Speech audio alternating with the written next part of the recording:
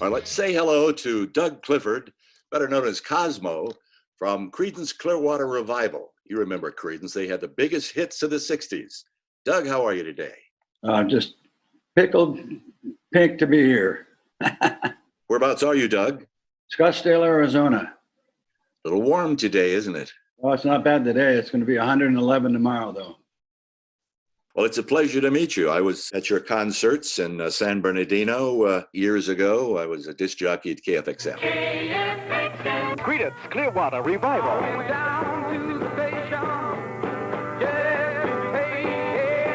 Appearing with the Creedence. Lee Michaels. At the Swing Auditorium, tickets at Lyle's Record City, Art Decor, Gillette's at Riverside, Musicland stores in San Bernardino and Riverside. Creedence Clearwater Revival, Lee Michaels putting it together live on stage September 20th. It will break your mind. I remember that show. Now, your nickname is Cosmo. How did that come about? College days, they called me Clifford C. Clifford. I don't know the origin of that.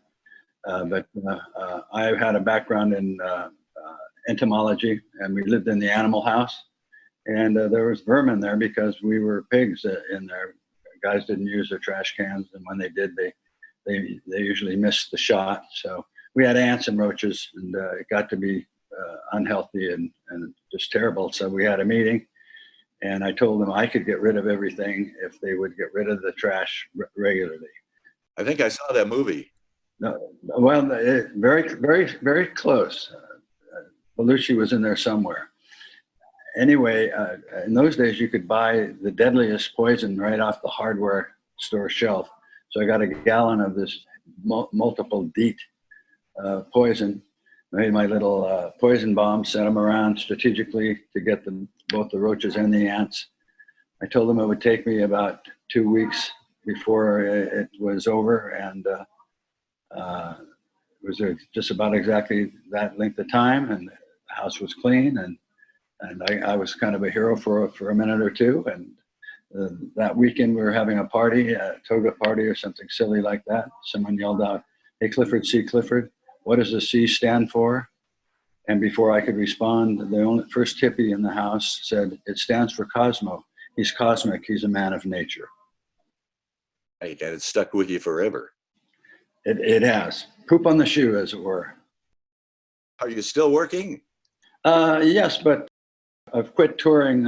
Stu Cook and I had a band, Creedence Clearwater Revisited, for the last 25 years, and we called it quits right when the government shut everything down. So our timing was good there. The government shut down because of the COVID-19? That would be the one. Yes. You got any plans for any more shows at all, anywhere? No more shows, but I've got an album out now, and I'm working on that, talking to folks like yourselves and doing a lot of radio and podcasts and all of that good stuff. It's kind of nice to know that I'm not going to be chasing down some airplane tomorrow and looking for a bad ride into the venue. How did you guys come up with the name Creedence Clearwater Revival? Well, we were given the name the Gollywogs by our so-called manager and the owner of the record company. We hated it. That name would have sunk Proud Mary. Oh, it wouldn't have worked, for sure. But we finally got out of doing business with him, and we had 3 pages of names, and Tom Fogarty had a friend named Creedence Newball that he worked with, and that sounded kind of nice. But then we thought if we didn't name ourselves that, then he'll want a piece of the action for just using his name. So that was out. But Creedence, by definition in the dictionary, is honesty and truth, and that's what our music was all about. We weren't going to do anything like we were put through, like wearing silly outfits and being called silly names. So that part was the first part. Clearwater was a combination of environment. I was into biology and things of that nature way before it was talked about or people did anything with it. So, and then also it was part of a beer commercial, cool, clear water, and had a nice visual. Revival was a revival of ourselves. No more silly stuff. No more managers. Just play rock and roll. There was you, Doug Clifford, Cosmo. There was John Fogerty, the lead singer, Stu Cook, the bass player, and Tom Fogerty. Yeah. And you guys were together making hits for how many years? Well, not too many years making hits, but we were together for 10 years before we had any hits. We started, at least John, Stu, and I started when we were 13. We were an instrumental trio. And Tom was in a band as a singer, and he was 4 years older than we were. And he's the one that got us into the studio and started the recording process. Well, I remember playing Susie Q in '68 on KFXM. Then there was Born on the Bayou, I think it's '69, Proud Mary, Green River, Lodi, and Down on the Corner. And I remember Bad Moon Rising and Lodi were double-sided hits. Do you remember that? Oh, I do. They were #1 on my show on KFXM and all of KFXM. On our competitor across town, KMN 129, and also 93 KHJ in Los Angeles. That was the top of the pile. Yeah. Well, we had several double-sided hits, and that's kind of like a Roman candle, because you're burning twice the speed of because you have a single, and then that goes up and down the charts. Then you take the other side, or what would be the B side, that goes up and down the charts. So there's that time. But when they both hit at the same time, it makes it kind of tough to keep up. Yes. We had 5 of those. Really? I 5 double-sided hits. Yeah. Amazing. I know that Creedence Clearwater Revival was my favorite back in those days. The late '60s had a lot of folks, but couldn't beat Proud Mary. I thought that was great. Well, that was, I got a radio story for you on that one. They had, in those days, song pickers, and they sold their sheets to various radio stations, usually in the secondary markets. And they would try out what was offered up from these guys. And most of the time they were right, and they had a hit, and then that went into the front line, the big stations. And he's the fellow that said Susie Q was going to be a hit, and he was right, and thank God for that. But it wasn't an original song, so on the next record, we knew we had to have an original single. And Born on the Bayou seemed to have a very similar beat that Susie Q had, and it was my favorite Creedence song to this day. And so they started playing that song, and it was a turntable hit. We got airplay, but we didn't get sales. You have to have both to go up the charts. So in his wisdom, he writes, "You've got the right record, just turn it over." Proud Mary was on the other side. Wow, interesting. Yeah, those guys could see the future, some of those promo men that picked the hits like that. I never understood how they could do it. You know, you're working on some new music after all of these years. And you know you've got something in common with Irving Berlin? We're both left-handed. No. No, I'm not left-handed, but I decided to throw that out. He used to write songs, and he would ask his buddy, is this any good? And if his buddy said, it stinks, he'd put it in the trunk. And it would stay there forever. And one day, a lady by the name of Kate Smith came to him and said, I need a song that, it's patriotic. I need something patriotic. He said, well, I wrote a song years ago and my friends thought it was terrible, so I put it in the trunk. Let me get it for you. So he went and he gave her God Bless America, which became what it became. And I understand you have a trunk. And that's why you have something in common with Irving Berlin. I thought it was going to be when the moon comes over the mountain, but Kate Smith, her theme song, I think.